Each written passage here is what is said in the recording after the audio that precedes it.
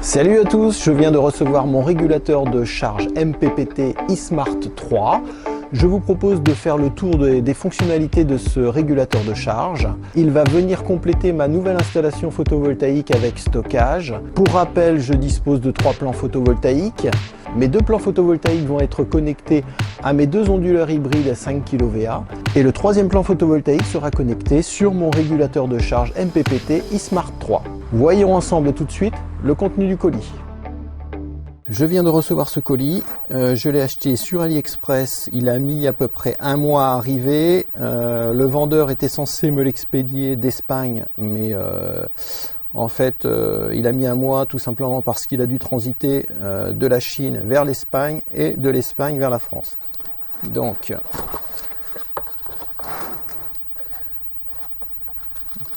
le contenu du paquet. Donc vous avez un petit sachet avec une sonde de température qui va permettre d'être branché sur le pack batterie pour contrôler la température des batteries. Alors ils ont mis un adaptateur 230, mais je vois pas trop à quoi ça sert. J'ai pris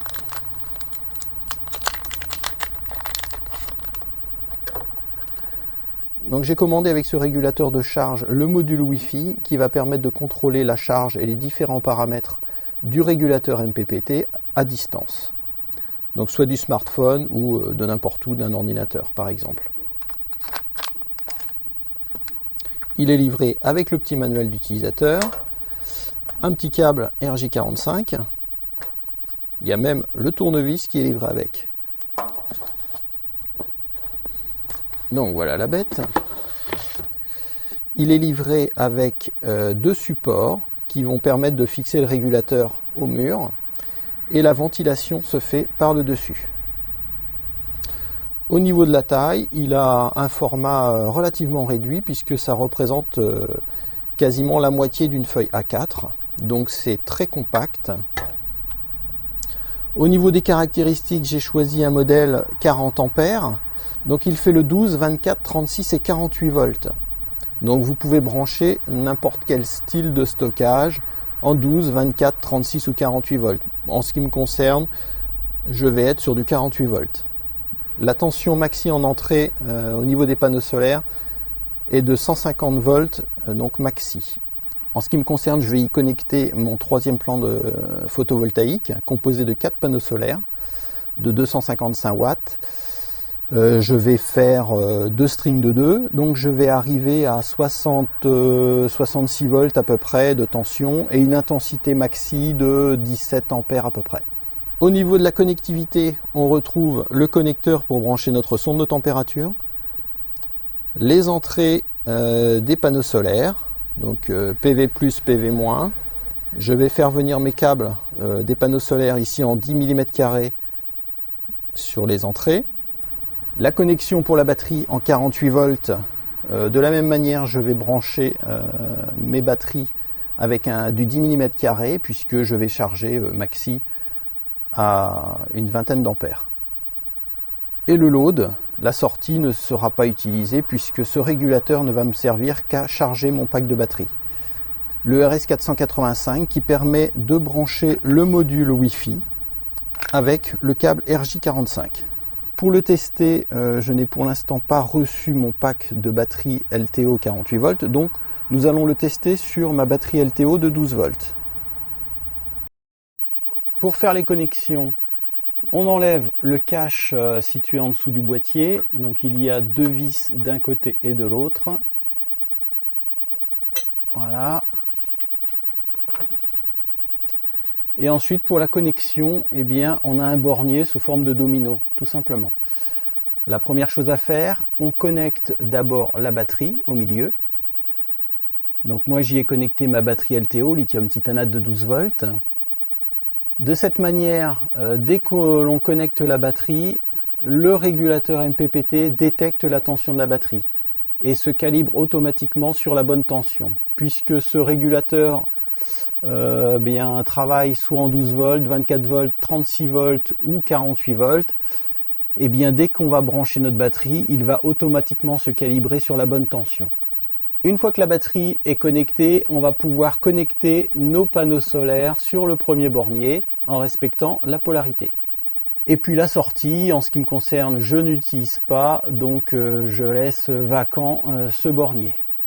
Sur la façade de ce régulateur, nous avons une multitude d'informations qui apparaissent.